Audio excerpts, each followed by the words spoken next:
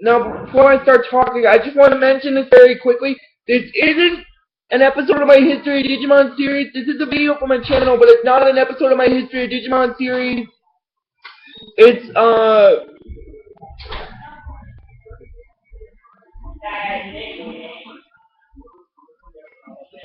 video diary slash video game review for my channel. I've decided I'm going to take a little bit of a break from the History of Digimon series so I can work on some of the other projects I have planned. But before I do that next week, I'm going to do this video this week, which is a video diary slash video game review. Now, what I mean by video diary slash video game review is because it's a 2-in-1 video, basically. I'll just explain. Every once in a while, I'll take a break from doing the series that I'm doing to do a video diary entry, let you guys know what my plans are for my channel and stuff. So for right now, I'm taking a break from the History of Digimon series to work on another project I planned a while back. And that project is the History on the Soul Eater series, but that'll be for next week. For this week, it's a video diary slash video game review. Now, the video game I'm going to be talking about is the Family Guy BTTM, which is known as Family Guy Back to the Multiverse. Now, basically the storyline. Now, what I'm going to do is, with this video, I'm going to probably make it a long video since it's not actually an episode of my show. It's a different episode. It's not an episode of my History of Digimon series at all. It's a video review of the video game Family Guy Back to the Multiverse plus a video diary entry. So this might be like maybe 10, 15, 17, 18, 20 minutes long. But because now, like I said, I'm taking a break from the History of Digimon series so I can work on other YouTube history projects for now. But I will get back to the Digimon series when I do them. I just thought I'd get that out of the way. Anyway,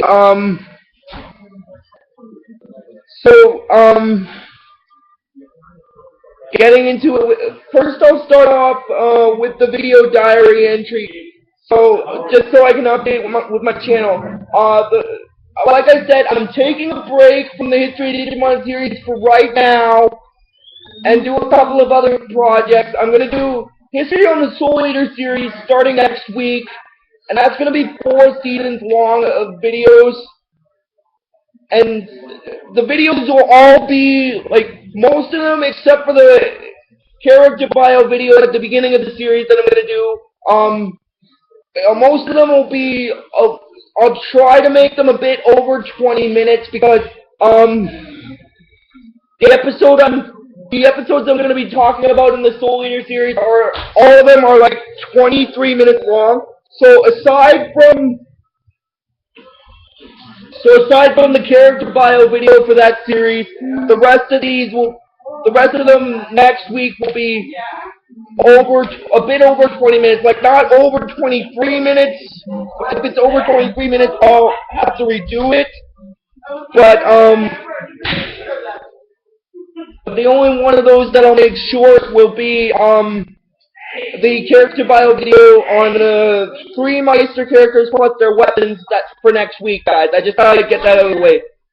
Also, I will do a history on the Vampire Knight series, and then after that, I'm going to be doing a history on Power Rangers, and then I probably might head back to my History of Digimon stuff, and then I'll work on the history of the Naruto series. So I just thought I'd give you guys a bit of an update with my channel and stuff, what the projects are that I'm going to be working on the next couple of weeks. So starting next week, I'm going to be doing it. Probably next week, maybe next Wednesday, I'm going to be uploading the first video for the History of the Soul Eater series. Now, since I got to that, I'm gonna give you guys my sign out for that series. It's the thing that they do when they do the preview of the next episode. watch it, or I'll take your soul. If you guys want, you can leave a comment in the comment box, asking you, what you thought about my sign out. I just thought I'd give it one that matches the series and stuff. And when I get to the next couple of series after that, I'll, like, and stuff. And so that's going to be my sign out for the History of the Soul Eater series, which I'm going to start next week. I just thought I'd get that out of the way. That's going to be my sign out for that series, at least. And also about the video diary thing, I'm going to be doing a video diary entry every time I finish a series I'm on. I'm only doing it this time so I can, before I start a series, so I can skip the one I'm doing, and I'll get back to the History of Digimon series later. Now, and I guess I can give you guys a glimpse of what my sign-outs for the Vampire Knight and Power Ranger series are going to be. I'll show you.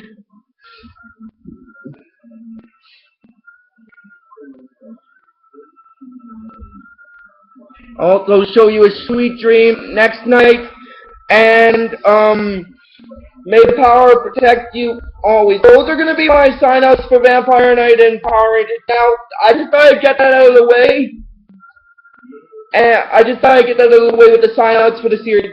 Oh, also, the Vampire Knight series won't take me too long to do, because it won't take me long episode number length or season length-wise, because, the episodes,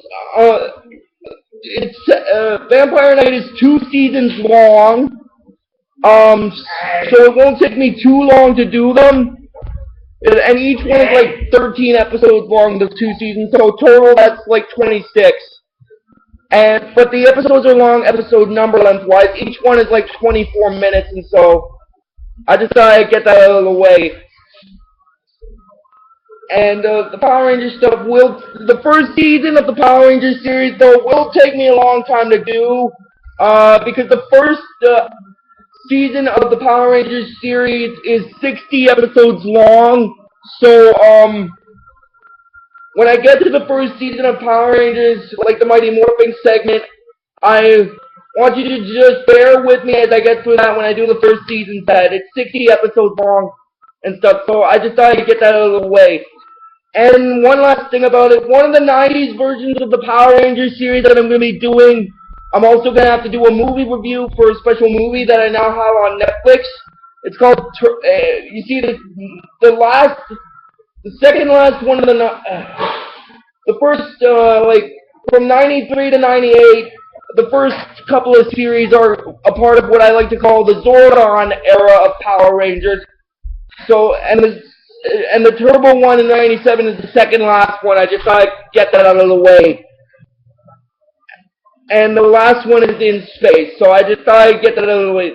So those are going to be the 93 to 98 is going to be the Zordon era of the franchise, and 99 to like 2014 is going to be the post Zordon era of the franchise and stuff like that. I just thought I'd get that out of the way.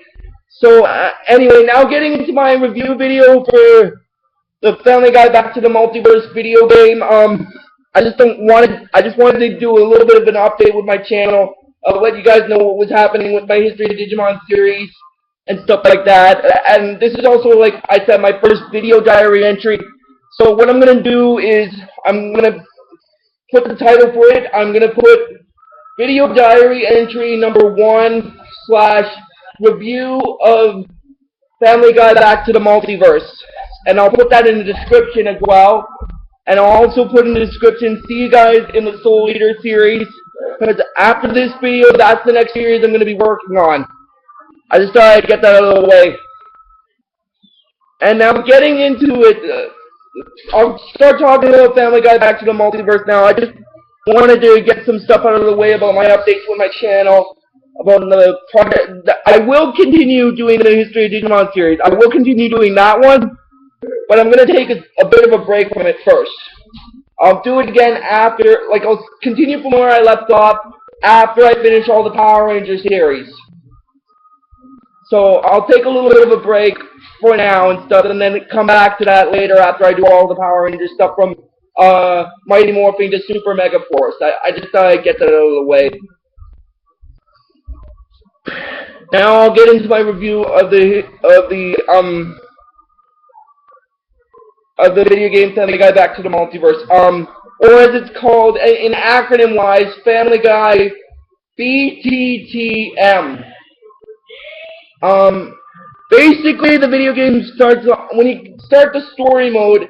It starts off with Brian going into Stewie's room and basically Brian is saying that something's come up. He's not going to be able to do the picnic today, and then Stewie's getting all confused with the picnic, and he hides his picnic basket under the bed, and then Bertram shows up, and Stewie wonders if this is impossible because apparently he killed Bertram. Because I think the game takes place sometime later on, like during some other section of the Family Guy series. Anyway, then he finds out that the Bertram that's in their universe is actually from a universe where Stewie never killed him and stuff. And Stewie is saying that Brian is not much of a genius, and basically what happens is he's wondering what that Bertram wants, and Bertram is basically saying he can't allow a universe to exist without him in it. So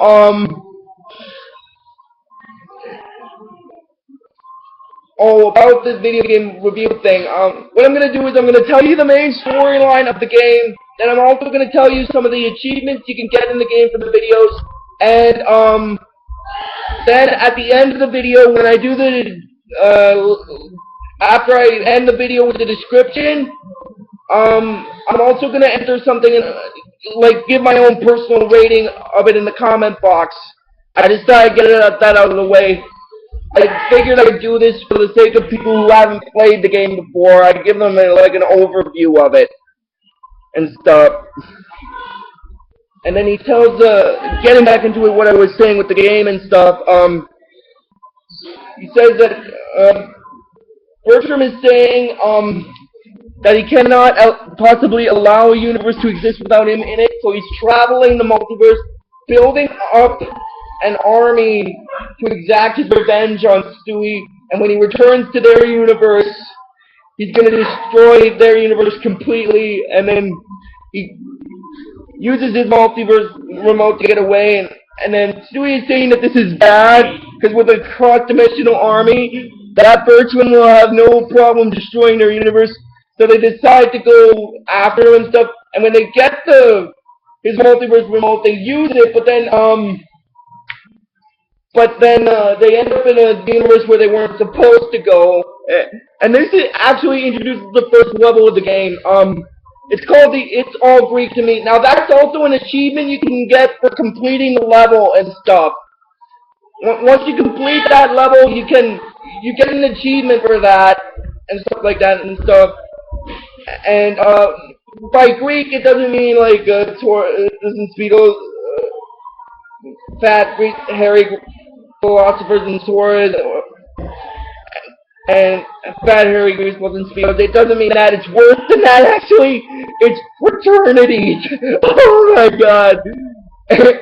and then some of the objectives in the game are actually kind of easy to do. The first objective you do is you talk to Mort, and then after that, you do a couple of missions. Like, one mission you do is you have to shoot down the nerdy balloons and stuff like that. And you have to do that like 10 times and stuff, by the way. Some of the objectives in the game are actually pretty simple. You have to do a certain thing a certain amount of times. And stuff. And basically what happens is, for the balloon thing, you have to shoot like 10 balloons, and then after that, you get a mission where you have to recover a scandalous picture, and then that activates a side mission, a side objective that you can do. Now, the side objectives in video games you don't actually have to do because they don't affect the main story, but if you want to do them, you can and stuff. And then, and after that objective, you talk to Mort, and then they need to get like a keg tap, and you have to steal it from the military fraternity. And then one of the missions you have is you have to one of the objectives you have in that dimension is you also have to get some women to come to the party. So the first thing, it's kind of a twofold mission, that part where you have to get women to come to the party. What you have to do first is you have to steal 3 jock jackets, and then you have to plant them by the sorority float.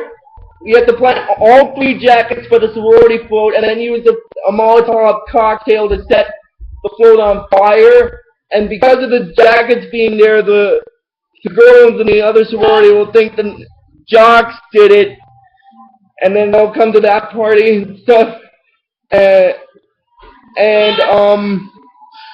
Basically, after that, after you get the girls in beer, you have to get the house across the cul-de-sac because it had speakers to go steal those and stuff. And then after that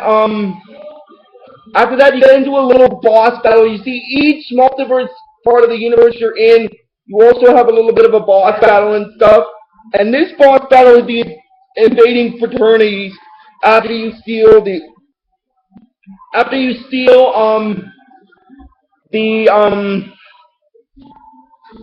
speakers. And then once you beat the boss battle, you can go into the fraternity to hook up the speakers, and then that's when that level ends. And then you go into the next level, which is the Something Amish level. Now, basically about that, the Something Amish level is the only oil supplies in the universe that you're in the second level. Oil supplies were exhausted. The only people who weren't able to sustain themselves were the Amish people, because they weren't as reliant on technology as everyone else. And then Brian is wondering what Bertram wants with the Amish, and then in the cutscene, Stewie's saying that Bertram is still there and stuff, and then he gives them these like magic seeds because he's having them build like a wooden robotic kind of weapon and stuff, a weapon of some sort. So you basically have to find the weapon, and he has them put up posters, which usually posters say wanted, dead or alive. In this case, it says dead because Bertram wants them to shoot to kill Stewie and Brian, and that activates one of the side objectives you can do, which is you can take. There are 12 wanted posters, so you have to take them all down. But like I said, the side objectives are just a side little thing that doesn't actually affect the main story and stuff. And then after all the things you do, like there's an objective that you have to do where you have to flood the quarry. And first you have to escape the town. Then when you're in the cornfield and stuff, and then for some reason, this is the weirdest part for me when I was playing the game. For some reason when I played the game, the Amish would come out of the cornfields and stuff. And there's also these. I should have mentioned this earlier when I talked about the previous level. There is also these ammo crates flying around, so you can hold the X button to collect the ammo, and basically whatever happens is when you hold the button, you have to wait till the spear holds up in order to get the ammo and stuff. And basically one of the new weapons you get in the Something Amish level is a weapon for Stewie. It's well, the first one you get is for Brian, it's a sniper rifle, and the one you get for Stewie is a flamethrower, basically. And, basically, after the one where you escape the town, you have to burn down their trees, and then get the medal, and then after that, destroy the medals, and then after that, you have to flood the quarry. Basically, that's a four-part mission, and in my personal opinion, when I played that part of the game, it was actually really hard because, yeah, like I said, some of the objectives you have you do a certain amount of times. Like the flood the quarry thing, you have to do a certain amount of things separately and stuff. And then basically what happens after that is, once you flood the quarry, you have to get back to the barn and fight and then this introduces the boss battle, which is actually a giant wooden robot. And basically what you can do is you can shoot the thing in the eyes to make the robot's head pop up, and then you can shoot, the Amish person that is driving the machine, and then that basically damages the health. And I should also mention there are also pickups in the game that you can do, like ammo pickups, health pickups, like things with band-aids on them you can use to heal yourself. But those bandage ones, they only heal your health part way.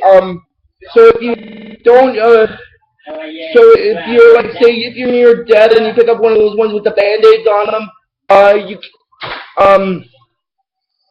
if you pick up the one with the band-aids on them, your health will be restored a bit, but only, like, halfway.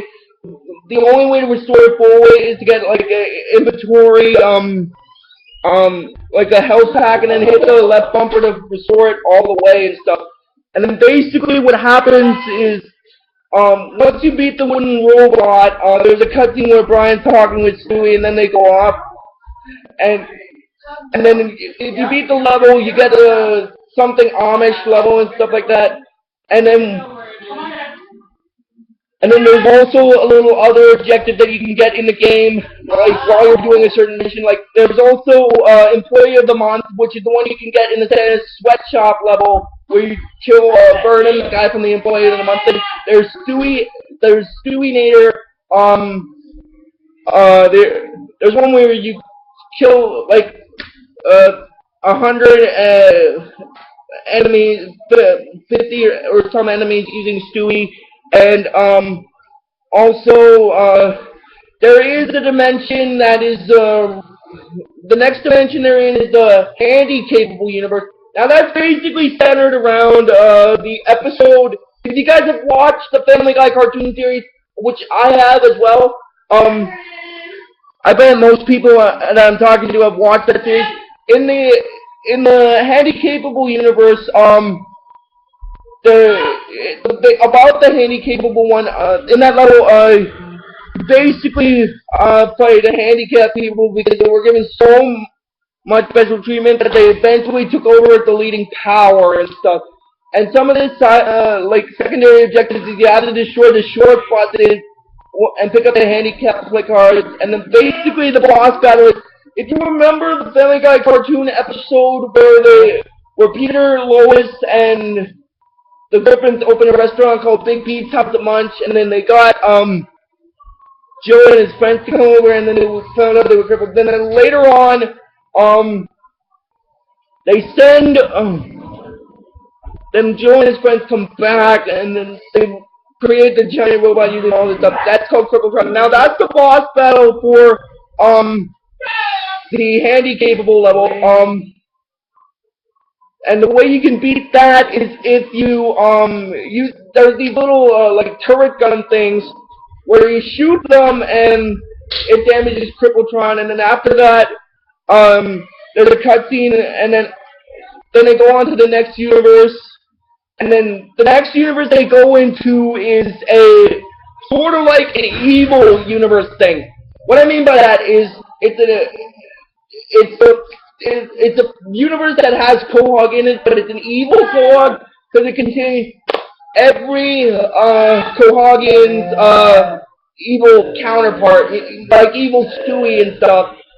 And in the cutscene, Stewie's remembering how he's telling Brian about how Mayor West had a cat launcher, and he said he's vaguely and stuff, and then Stewie's telling Brian that apparently evil Mayor West has nuclear cat launchers. Oh, and by the way, there are two levels that you do where you're in the evil universe. The one I'm talking about, which I'll tell you what this level is called. It's called Pussy Whip, which I think is kind of funny. That was basically the hardest level for me when I played it. Was the Pussy Whip level when I first played it. I got up to that level, but then I got stuck because it was a little tricky after that, what happens is one of the primary objectives is you have to destroy the radio tank by reprogramming it to have the cat nuke hit it, and then later on you do a two-part boss battle, like first against Evil Mayor West, and then first against Evil Stewie, and then after that, Evil Mayor West has to go assassinate the rival mayor, which is the No Cheese Please level. And then there's an achievement you can get when you're in that level where you hang around Quagmire in like a baby suit for about like I think 15 seconds or so. Oh my god! But what can you expect? It's a show based on the Family Guy TV series, so of course it's gonna be a little gross. Anyway, and then basically the main objective is to assassinate the rival mayor, and they're doing that so that they hope Evil Mayor West will call off the nukes. And then once they assassinate the rival mayor, they go into the next universe. Now, if I remember correctly about this, the next universe after the No Cheese Please level is one that's I think it's the Legend of Long John Peter level, and that's one where they're it's basically a pirate universe and stuff.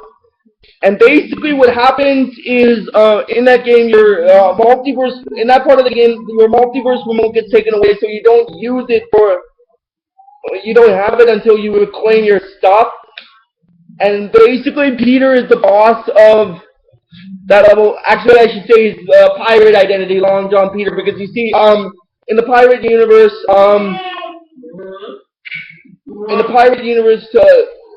pirating became so dominant that the overall progress of the world was stunted, and then everyone becomes a pirate and stuff. And then after that, you get Seamus as kind of an ally for the level and stuff. And then once you beat Long John Peter, then you go in. Then there's a cutscene where Seamus wants to come with you, but they don't let him come. And then basically what happens after that is there's another level where they're in Santa's workshop. Now it's called Santa's sweatshop. Now that level, in my personal opinion, is kind of based off the two-part episode Road to the North Pole. And that's the episode where, if you guys remember the Family Guy TV series, Road to the North Pole was the two-part episode where Stewie and Brian wanted to travel. Like, Stewie wanted to go to the North Pole because of Santa rejecting him and stuff, and then they find it in the next part of the two-parter, they find him and they try to cheer him up about a holiday cheer and stuff. And he's basically the boss of the level. You see, because in that universe, everyone buys their Christmas gifts online, so Santa's not needed. So he uses himself as an international mercenary in that dimension. And basically, the way you beat him is first you shoot his reindeer, and then when you get to the bottom half of his health bar, once you get to the bottom half where you have to deal with him, it causes it to fall. And one of the achievements you can get in the game is called Employee of the Month. That's the one where you kill the guy named Vernon. Now the Santa's sweatshop level, in my personal opinion, was the most difficult level I had to do when I played it. But that is basically because of when you shoot the elves, there are also these elves with bread bags, and then basically, like, I guess you could say kind of kamikaze kind of elves, because they explode when they come in close contact with you and stuff. Oh, that was the reason why I got stuck on that level. And one of the other reasons was because of one of the objectives was you had to refill the sludge pit so you could get across to the factory. And the side objectives is you can collect the Ruperts and the advent calendars and stuff. And then basically what happens after that is in the game, once you get to the boss battle where you face Santa, basically, like I said, the way you can beat him in the game is if you shoot his reindeer, and then once you get to him, he falls on the ground, and then Stewie drops something on him, and then they go into the next dimension, which is kind of a, I'm trying to remember here, I think it's, the next dimension after that is the one with the chicken in space level. Now that's kind of the third last level of the game. Now basically it's weird. In that dimension, the chickens have taken over the earth and stuff, and they work for Bertram. And then they try to find him, and then in the cutscene, the chickens find him and stuff. And then one of the side objectives for that is you can one of the side objectives you can get for that is you have to release all the captured local Kohagians and stuff, and it's kind of a two-part boss battle kind of thing. Like, well, not really. The boss battle for the chickens in space level is one where you have to. There's an alien mother hen chicken, and when her butt's exposed to the fan, you use the fan to turn it on to burn her, and then that damages her health a little, and then you do that each time. And then after you do that part, you head back down. Then Peter's arch enemy, the Chicken Man, shows up, and he wants them to go so he can fight him. And then, but when they get pulled in, but then Peter and the Chicken Man get pulled into their device, so they end up with them and stuff. And then Brian's wondering if they should help, and Stewie's saying no because it's kind of insane and stuff. And then basically it's a fighting. This is the part where it's a fighting game. This is kind of based off the early. This level is kind of based off the early section of the series where Peter had all those fights with the Chicken Man and stuff like that. And that's just my personal opinion. Anyway, continuing on. There's an objective.